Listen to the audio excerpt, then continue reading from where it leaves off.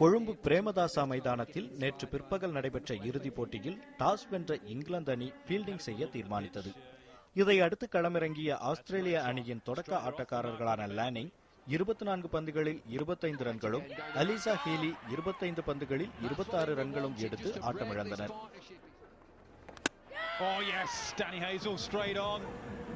இதன் பின்னர் வந்த ஜெசிகா கேமரூன் 34 பந்துகளில் 45 ரன்களும், லீசா ஸ்தலேக்கர் ஆட்டமிழக்காமல் 23 ரன்களும் விளாசினர். 20 ஓவர்களின் முடிவில் ஆஸ்திரேலிய அணி 4 விக்கெட் இழப்புக்கு 142 ரன்கள் எடுத்தது. இங்கிலாந்து தரப்பில் கோல்வின் 2 விக்கெட்டுகளும் ஹேசல் 1 விக்கெட்டும் வீழ்த்தினர். 143 ரன்கள் எடுத்தால் வெற்றி என்ற இலக்குடன் விளையாடிய இங்கிலாந்து அணியின் தொடக்க ஆட்டக்காரர்களான சார்லட் எட்வர்ட்ஸும் லாரா மார்ஷும் நிதானமாக ரன்கள் சேர்த்தனர். மார்ஷ் 8 ரன்களில் ஹண்டர் வீசிய பந்தில் அவரிடமே கேட்ச் கொடுத்து ஆட்டமிழந்தார். இதன் பின்னர் அதிரடியாக விளையாடிய எட்வர்ட்ஸ் 23 பந்துகளில் 28 ரன்கள் எடுத்து வெளியேறினார். Goes leg side. Girl sets herself, takes the catch, big wicket. Edwards has gone.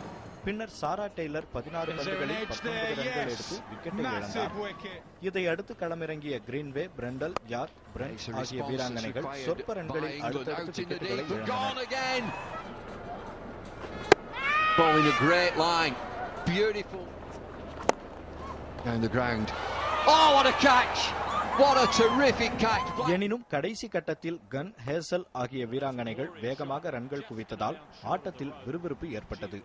கன் 14 பந்துகளில் 19 ரன்கள் எடுத்து ஆட்டமிழக்க, கடைசி ஓவரில் 16 ரன்கள் எடுத்தால் வெற்றி என்ற நிலை இங்கிலாந்து அணிக்கு ஏற்பட்டது. அந்த ஓவரிலும் இங்கிலாந்து வீராங்கனைகள் அதிரடியை காட்ட, கடைசி பந்தில் சிக்ஸர் அடித்தால் வெற்றி என்ற நிலை ஏற்பட்டது. அந்த பந்தில் ஆஸ்திரேலிய அணி பந்துவீச்சாளர் ஓஸ்போர்ன் 1 ரன் மட்டுமே கொடுத்தார்.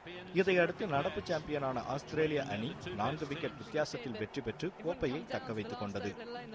ஆஸ்திரேலிய அணி தரப்பில் ஜோனசன் 3 விக்கெட்டுகளையும், ஹண்டர், ஸ்தலேக்கர் ஆகியோர் தலா 2 விக்கெட்டுகளையும் கைப்பற்றினர். இந்த வெற்றியை ஆஸ்திரேலிய அணி வீராங்கனைகளும் மைதானத்தில் திரண்டிருந்த அந்த அணியின் ரசிகர்களும் உற்சாகம் பொங்க கொண்டாடினர். Australia are the 2012 Women's ICC holders of the T20 crown.